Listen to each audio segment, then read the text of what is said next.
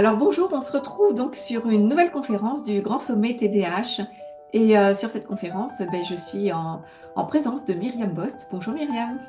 Bonjour Fabienne, ravie d'être là pour cette nouvelle conférence ensemble. Euh, pour ceux qui ne me connaissent pas encore, je suis Myriam, je suis psychologue spécialisée dans les troubles neurodéveloppementaux, dont fait partie le TDAH. J'accompagne des parents dans la relation avec leurs enfants quand je travaille en visio, mais je fais aussi du présentiel où là, je peux recevoir les enfants ou les ados directement en séance et aussi en groupe. Je suis également autrice, j'ai écrit 3 livres, un sur l'autisme, un sur le HPI et un sur le TDAH. Et je suis également créatrice de contenu sur les réseaux sociaux. Ok, merci à toi Myriam. Et du coup, on va voir avec toi là sur cette conférence, quand on est parent, soi-même TDAH, et qu'on a un enfant TDAH, les défis qu'on a au quotidien avec la famille, quoi, en fait, au sein de la famille. Et souvent, enfin, tu t'en parleras peut-être, mais souvent les mamans se découvrent TDAH aussi quand ils ont un enfant TDAH. Pas toutes, hein, bien sûr, mais beaucoup se découvrent TDAH aussi. Donc, écoute, on va se lancer tu vas nous dire un petit peu quel est le combat justement au quotidien. Ouais, les défis qu'on rencontre. Effectivement, en fait, un des premiers défis, c'est que quand soi-même, en fait, on n'a pas de diagnostic et qu'on fonctionne à peu près, qu'on soit maman ou papa, hein, c'est pareil. En tant que parent, quand on fonctionne sans avoir trop de diagnostic, c'est un peu galère, mais notre quotidien, voilà. En devenant parent, bah, en fait, c'est un bouleversement tel au niveau de l'organisation. Il y a tellement de choses à prévoir, anticiper, organiser, ne pas oublier, que notre fonctionnement, quoi. On peut vraiment avoir la sensation de plus réussir à fonctionner. Et donc, des fois, parce que notre enfant nous interpelle, on va se plonger pour essayer de comprendre ce qu'il a ou ce qu'elle a. Et au final, eh ben, en découvrant ce qu'il a ou ce qu'elle a, ben, on découvre que soi-même, on a un TDAH. Et ça, c'est un des premiers défis. Parce que le diagnostic tardif chez l'adulte, il est à la fois, il vient tellement éclairer le fonctionnement qu'il y a un truc genre, ah, c'est pour ça en fait que j'ai autant galéré. C'est pas juste parce que j'étais fainéant. C'est pas juste parce que j'étais juste une pipelette. C'est parce que je faisais. Enfin, voilà, ok. J'ai eu des difficultés même pendant mon enfance parce qu'il y avait ce fonctionnement. Et en même temps, ben, tu sais, de le savoir, c'est comme si tu n'arrivais plus à ne plus en tenir compte, comme si ton cerveau, il ne pouvait plus en tenir compte. Et donc, des fois, les parents se disent, mais en fait, depuis que je le sais, c'est encore pire. J'ai l'impression d'encore plus pas réussir à me concentrer, de pas y arriver, de pas. Bah oui, parce qu'effectivement, ça fait partie des étapes classiques de quand on a un diagnostic tardif. Pourquoi c'est un peu explosif, c'est un vrai défi d'être à la fois parent TDAH et d'avoir un enfant qui a un TDAH? C'est parce que en tant que parent, ben, notre fonctionnement, je vous rappelle, TDAH, c'est avec des fluctuations attentionnelles et on a aussi tout ce qui est de l'ordre, parfois, ben, quand on a un TDAH, il y a le H, donc ça veut dire qu'il y a de l'impulsivité, il y a de l'agitation.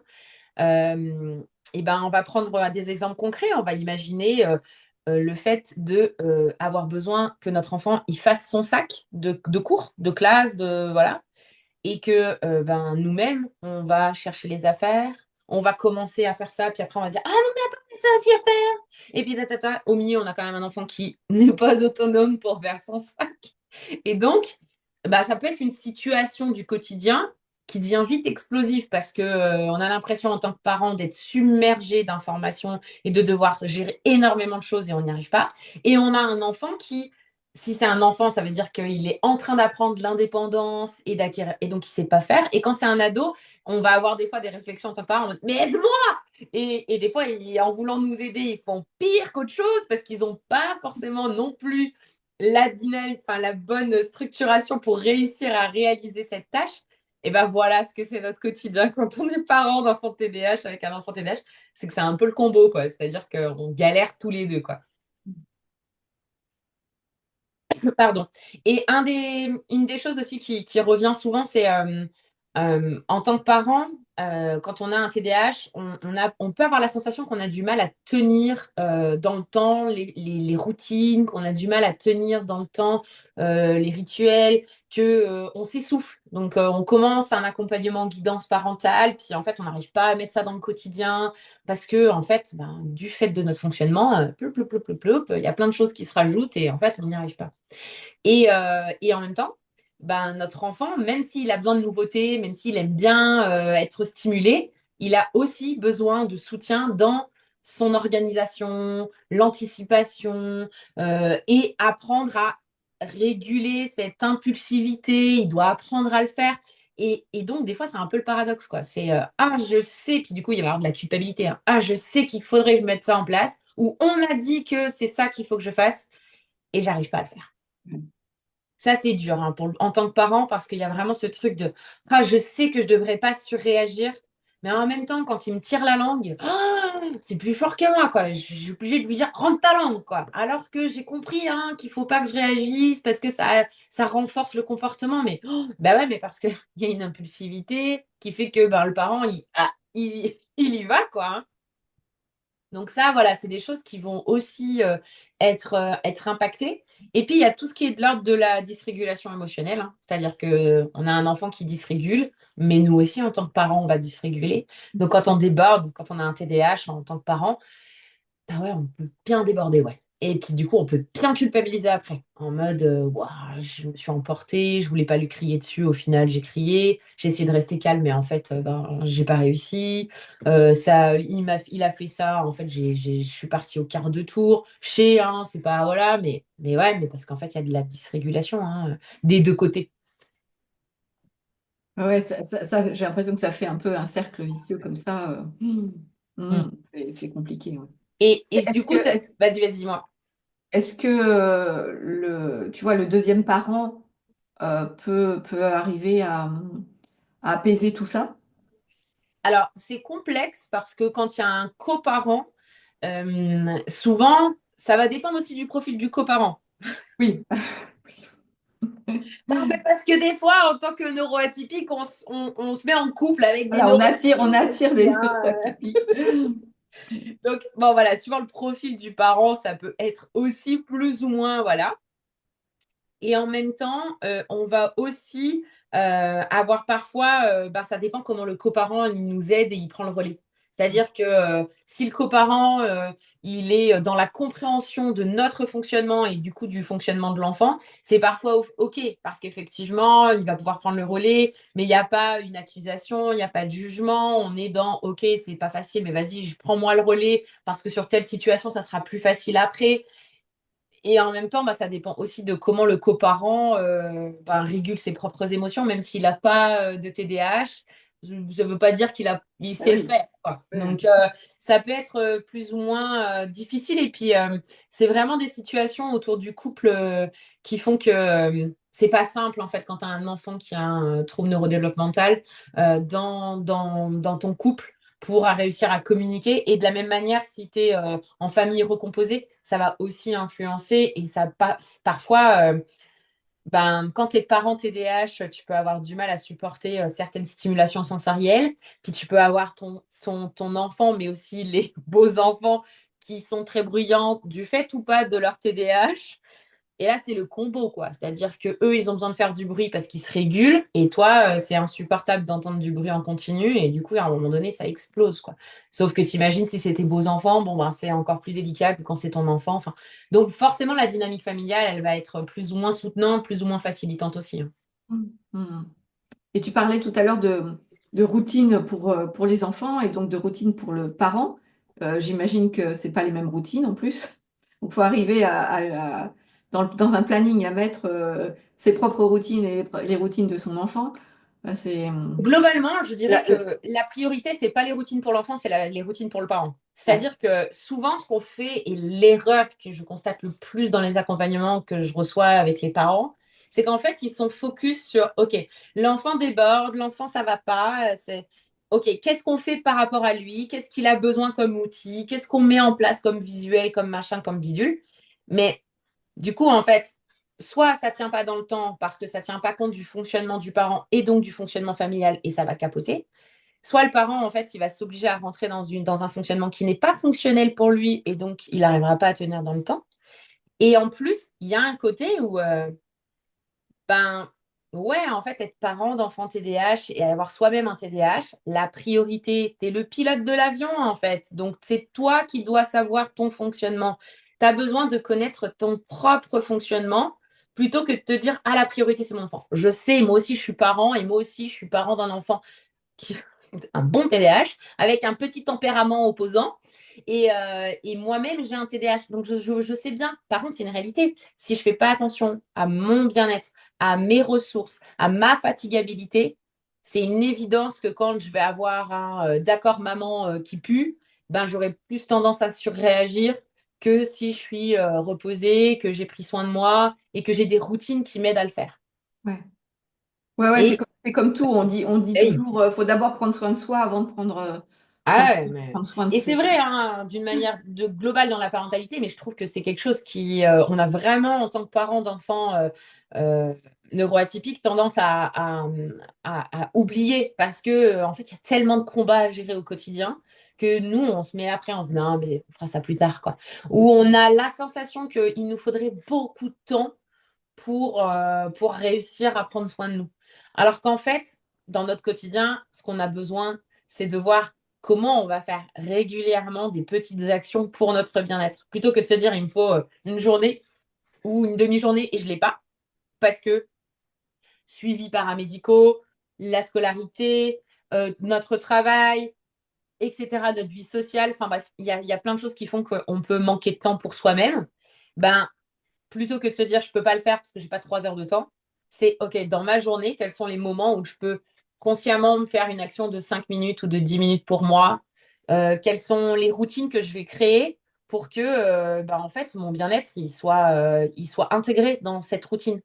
Je te donne un exemple. Moi, mes enfants, donc ils ont peu d'écart. En gros, en 4 ans, j'ai eu 3 enfants, quoi. Oui, Donc, ils n'ont vraiment pas beaucoup d'écart. Et en fait, quand ils étaient petits, en plus, après, on a fait l'instruction en famille. Donc, ils étaient à l'école à la maison. Et moi, j'avais une routine qui était que, une fois qu'on avait fini de manger, il y avait ceux qui allaient à la sieste et puis ceux qui n'allaient plus à la sieste à un moment donné. Mais ceux qui n'allaient plus à la sieste, eh ben, je les ai accompagnés pour créer une routine de temps calme.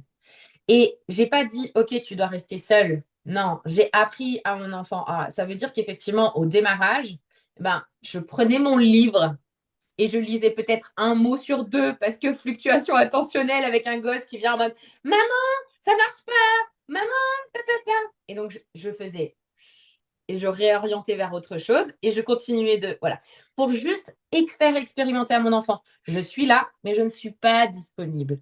Et ben c'est tout bête, hein, mais après mon grand à 4-5 ans, il était capable de rester 1 heure à s'occuper, à jouer, tu vois, à papillonner entre ces petits jeux d'activité. Je pouvais faire mon vrai temps seul et c'était cool parce que j'avais 1 heure de pause, tu vois, pour moi. Une fois, il était descendu, il m'était une maman, maman, est-ce que le temps calme, il est fini? Et j'avais dit, regarde le timer. Ah non, il reste du rouge. Oui, mon chéri. Et du coup, d'accord, à tout à l'heure, merci. Et ben, pour moi, c'est ça qu'on a besoin en tant que parent TDAH, c'est de faire attention à notre bien-être. Et ça veut dire que oui, on va avoir besoin peut-être de mettre de l'énergie dans l'apprentissage de compétences de notre enfant pour qu'il puisse acquérir des compétences qui vont nous permettre de nous dégager du temps. Et en même temps, ben, dans notre routine, comment à un moment, je vais me dire, oh, je vais faire une pause pour effectivement boire un café tranquille ou oui, effectivement, ils vont mettre un petit dessin animé, hein, et puis comme ça, je souffle pendant 15-20 minutes, juste ça. Au moins, j'ai pas de sollicitation. Et ben, c'est super important. C'est des petites choses comme ça qu'on a besoin de faire attention pour nous-mêmes. C'est la priorité. ouais, bah ça, c'est super, super important et merci de ce conseil pour les parents. Et, et l'autre point important en tant que parent TDAH, c'est de voir comment on va pouvoir à des moments recréer du lien agréable avec notre enfant. Parce que comme ça peut être très explosif, dans nos réactions, mais aussi dans la réaction de l'enfant, on peut avoir du mal après à se retrouver. C'est-à-dire, l'enfant, il peut avoir un peu de rancœur, nous aussi, on s'est dit des choses pas agréables, on est allé loin, on a crié, voilà. Puis si en plus on a un enfant qui a un trouble oppositionnel avec provocation, bon voilà, on va se retrouver avec des insultes. Enfin bref, des fois, c'est pas très très agréable, hein. On a quand même besoin de voir comment on se crée des moments où on se retrouve dans des activités qui sont agréables pour l'un et pour l'autre. Parce que s'obliger à faire un temps de jeu, je ne sais pas, de Playmobil, alors qu'on déteste les Playmobil, ça n'a aucun sens. Mais se trouver un intérêt commun, une activité qui fait que chacun d'entre nous, on apprécie cette activité, et ben c'est là où on se ressource ensemble et Mm. où notre relation, même si elle est comme ça, à des moments donnés, et ben on est ensemble et on nourrit de façon agréable ce lien ensemble. Les enfants TDAH, ils ont tellement besoin d'avoir du temps avec nous de qualité. Et des fois, en tant que parent TDAH, on oublie la qualité, on se dit qu'il faut une quantité, alors que pour moi, c'est plus intéressant de vraiment se dire, OK, c'est notre moment sur un temps choisi avec des activités qui nous intéressent tous les deux ou toutes les deux, et ça, c'est précieux. Ouais, mais tu vois, j'imagine que c'est pas toujours facile parce que quand tu veux faire un temps un peu comme ça et que tu sais que à tout moment ton enfant il peut partir, il peut exploser parce que ça va plus quoi. Enfin, imagine, tu vois, tu joues aux cartes. J'imagine bien que des fois la partie elle se termine pas parce que Ouais. ça passe dans tous les sens quoi. Poser cette question parce que ça veut dire que quand on veut créer ce moment-là, on a besoin de créer un environnement Ouais. qui va nous faciliter ce moment-là. C'est-à-dire que si notre enfant il supporte pas de perdre et qu'il est en cours d'apprentissage pour traverser ses émotions quand il perd, il est probable que ça soit pas forcément un moment agréable. Donc, on va peut-être pas se mettre dans le fait de faire une bataille. On va peut-être essayer de trouver d'autres activités qu'on peut faire.